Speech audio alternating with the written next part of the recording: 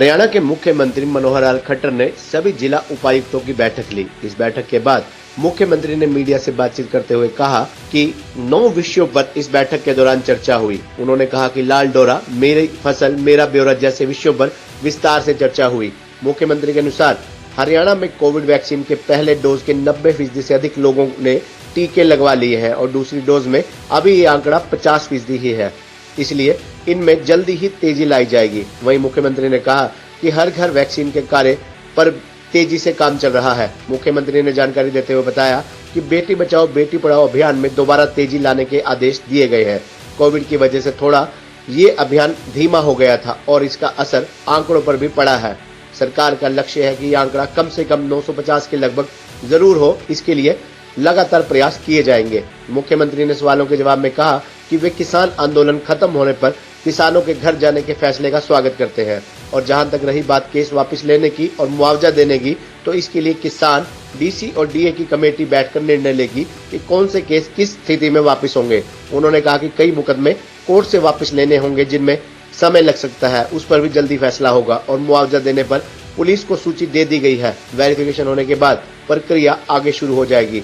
मुख्यमंत्री ने कहा कि जिन परीक्षार्थियों के 2 पेपर एक ही दिन है, उन्हें उसी सेंटर में दोनों परीक्षा देनी होगी। ये आदेश आयोग ने दे दिए हैं और जिनका केवल एक होगा, उनके पूर्व निर्धारित परीक्षा केंद्र पर ही जाना होगा।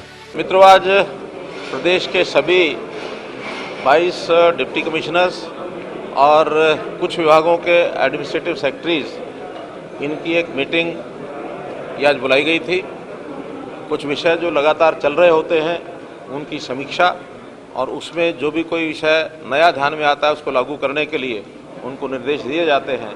तो मुख्य रूप से आज 9 विषय जिसकी चर्चा पहले से अधिकारियों ने भी की है और उसमें जो कुछ बातें ध्यान में आई हैं उनको बता भी दिया गया है, जिसमें एक विषय स्वामित्व जो बहुत पहले से चल रहा है, लाल डोरे को समाप्त करने वाला विषय और लार्ज स्केल मैपिंग।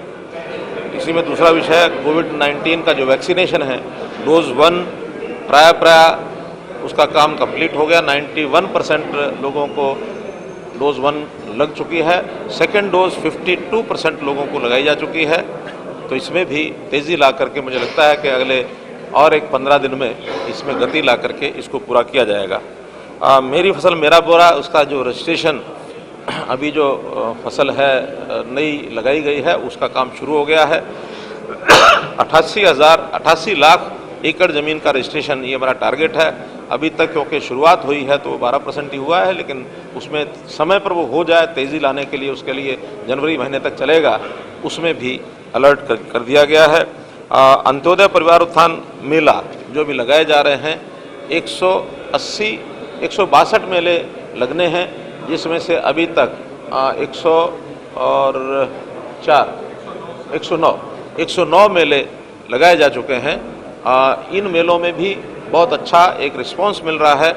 काफ़ी लोगों को हाथों हाथ जो बैंक्स हैं उनके लोन की व्यवस्था या गवर्नमेंट के जो डिपार्टमेंट्स हैं उनकी जो स्कीमों को सैंक्शन करना है वो कर रहे हैं और आगे उसके इसको एक प्रकार से फॉलो करके और बैंकों से बात करके ज़्यादा से ज़्यादा लोगों को उसका लाभ हो। तो ये भी 22 दिसंबर तक ये सारा कार्यक्रम चलेगा। उसके बाद इसका रिव्यू फिर से किया जाएगा। बेटी बचाओ बेटी पढ़ाओ, ये जो कि कोविड का जो वर्ष था, उस कोविड के वर्ष में जितनी एनफोर्समेंट कानूनों की या बाकी चीज़ों की करने की आवश्यकता थी उसमें थोड़ी ढिलाई थी।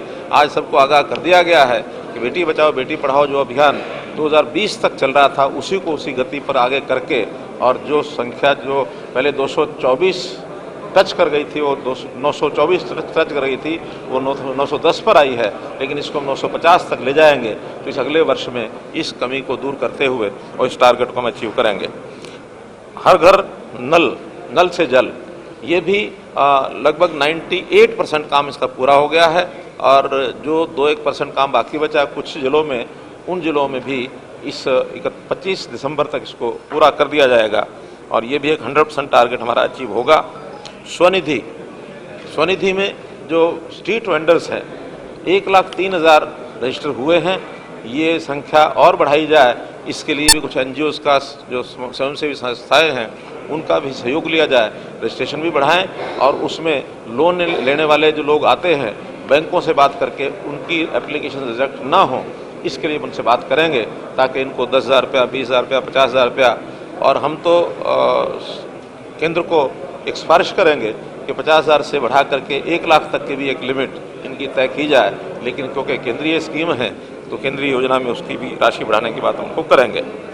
इसी प्रकार इनकम वेरिफिकेशन जो परिवार पहचान पत्र के अंतर्गत चल रही है, फेज़ 1 का काम पूरा हो गया, फेज़ 2 का भी काम लगभग पूरा है, फेज़ 3 का काम अभी 50% हुआ है, उसको भी हम बहुत जल्दी पूरा करके और हमारे जो 1,80,000 से नीचे के जितने परिवार हैं उनकी इनकम वेरिफिकेशन का काम, ये भी डिप्टी कमिश्नर को कहा है, इसको भी शीघ्रता इसको पूरा करें।